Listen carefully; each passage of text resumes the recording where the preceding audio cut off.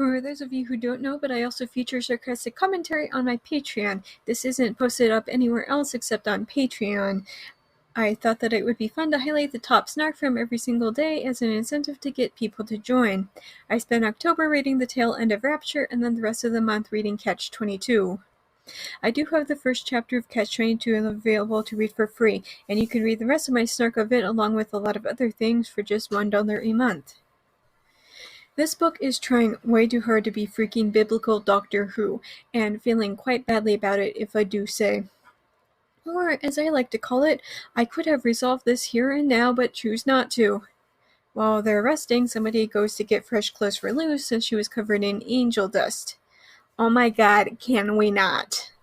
She then lays on the floor, randomly determines that the moon will be in the right position at midnight, and I'm not sure if that's highly convenient or not. I think I need to go lie down for a while after this. They then spend an ungodly, pun 100% intended, amount of time saying goodbye to all of the other angels, knowing that they're going to forget about them soon anyway. It's lame, and I'm kinda ticked off about the non-ending that we got. Like, I don't introduce myself by saying, "Hi, I'm Sophie. I once fell out of bed when I was 19 because I had a nightmare about falling in the Grand Canyon."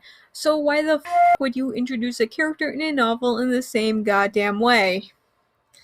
Oh, who am I kidding? There's no plot. There's just a bunch of in the military who think that they're funny, but they're actually not.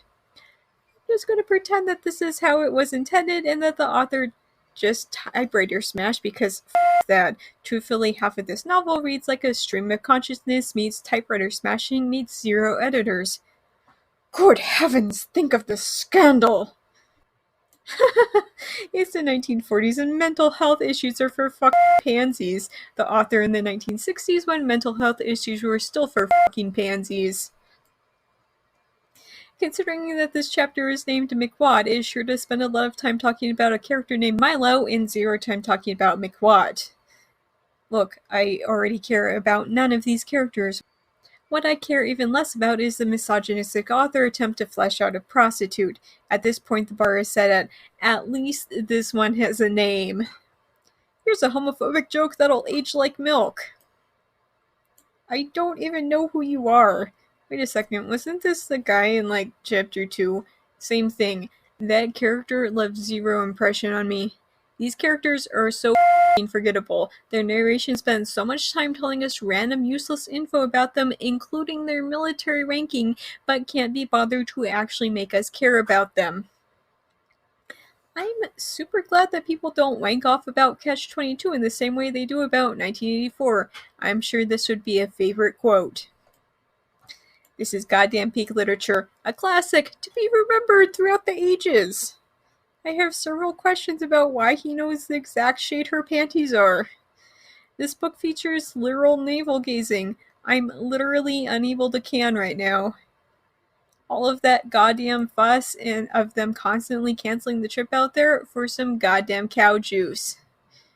The entire thing is so revolting it makes me want to invent a time machine out of spite just so that no woman ever has to endure reading this sexist claptrap.